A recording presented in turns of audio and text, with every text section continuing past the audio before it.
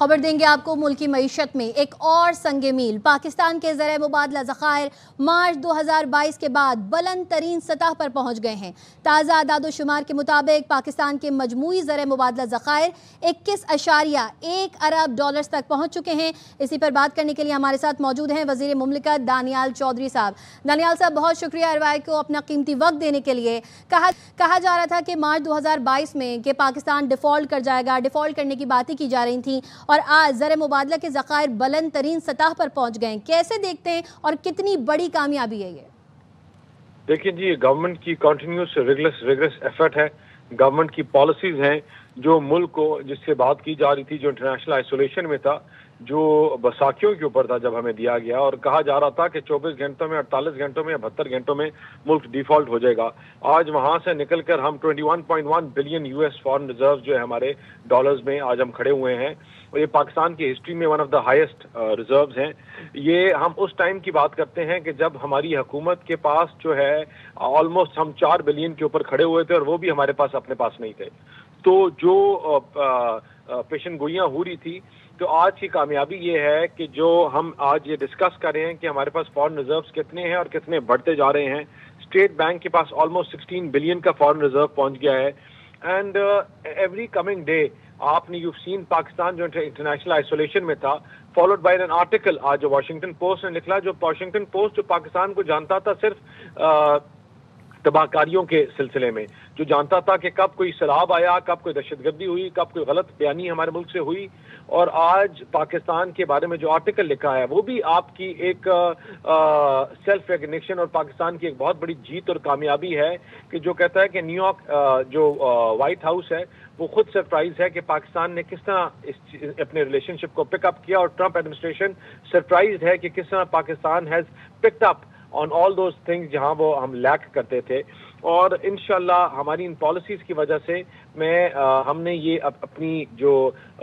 معیشت کے ٹارگٹس ہیں ان کو اچیو کیا ہے۔ ہماری جی ڈی پی جو ہے وہ بہتر ہو رہی ہے، debt to G D P reduce ہوئی ہے 31% سے، فارن ریزرو جو ہے، جو اسٹاک مارکیٹ ہے وہ بیسٹ اسٹاک مارکیٹ واپس ہو گئی، second best in the region ہو گئی ہے۔ اور جو ہمارے اسی طرح پاکستان کی جو نیو پالیسیز ہیں اس میں آپ کو بڑی ایک کامیابی دیکھی جا رہی ہے کہ 2015 سے پہلی دفعہ آپ دیکھ رہے ہیں کہ آپ کا debt to G D P ratio جو ہے وہ ریورس کی طرف جا رہا ہے، and it is going down, and every coming day آپ کے جو کیا نام ہے، وٹ یو کال اٹ، جو انفلیشن کا فگر ہے وہ from double figure single figure کے اوپر آ گیا ہے۔ آپ کے اور اکنامک انڈیکیٹرز جتنے بھی آپ اٹھائیں، دیکھیں اس میں سب سے امپورٹنٹ چیز ہے ٹو انڈرسٹینڈ کہ ہماری کامیابی وہاں سے شروع ہوتی ہے جب ہمیں لوگ کالیں کر کے پوچھتے تھے کہ آپ بینک کرپٹ ہو گئے ہیں یا اناؤنس کر رہے ہیں، اور آج ایک پروگرام میں ہم سے کوئی پوچھ رہا ہے یا آپ پوچھ رہی ہیں کہ آج پاکستان کے ریزروز ہائیسٹ ہیں یا اس سے بھی اور اوپر جائیں گے اگلے کچھ مہینوں میں۔ تو this has shown that the governments resilience, the governments effort, اور ایک دونوں اداروں کے بیچ میں جو سنرجی ہے، جس طرح اس نے سنگ ڈاؤن کیا 1 پیج کی وجہ سے، اینڈ اس میں پاکستان کو نہ انٹرنیشنلی بلکہ گلوبلی،